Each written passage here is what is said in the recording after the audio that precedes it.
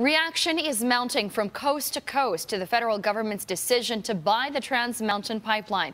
Tyler Orton with business in Vancouver joins us now with more. And Tyler, many would expect business leaders to react positively, but I understand that there is a mixed response. Yeah, you know what? The consensus at this point seems to be that we are glad this is happening, but it really exposes Canada as a difficult place to do business, especially for international investors that would potentially want to come here.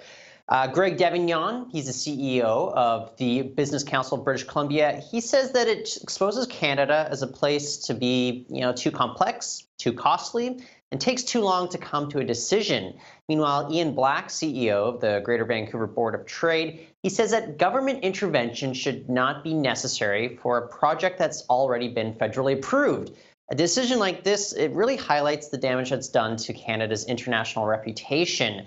Meanwhile, Val Litwin, he's the CEO of the BC Chamber of Commerce, he says that Canada's regulatory regime just appears to be broken at this point.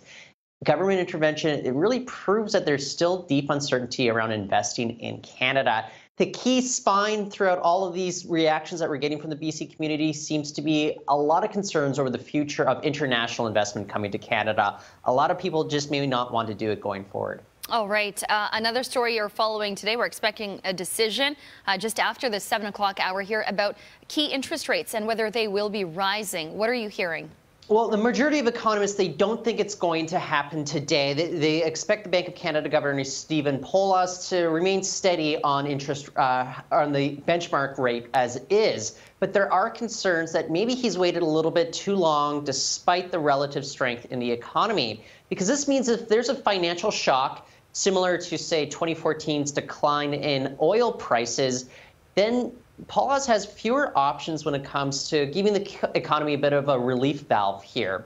The reason I bring this up, though, is because there are increasing concerns about how overheated the housing markets are in Toronto and Vancouver. I'm not saying there's any bubble that's going to burst, but there are signs that many Canadians are simply over-leveraged, and they became that way because of the record low interest rates that got them into the market the last few years. So if they have to renegotiate rates further down the road, there's a lot of questions about whether or not they're going to be able to afford that. That's why we have the government having new stress tests put in place as well. So I would expect it's not going to happen today, but maybe an overnight rate hike will be happening in the, sometime in the summer.